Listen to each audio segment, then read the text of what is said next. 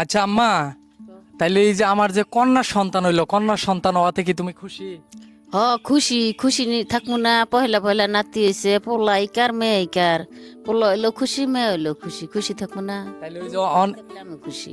অনেকেই তো কয় যে প্রথম প্রথম কন্যা সন্তান হলে সংসারে উন্নতি হয়। সংসারে তো মেয়া হইলে উন্নতি হয়। আর দেখা গেছে যে আমাদের পরিবারেও কোনো মেয়ে সন্তান ছিল না।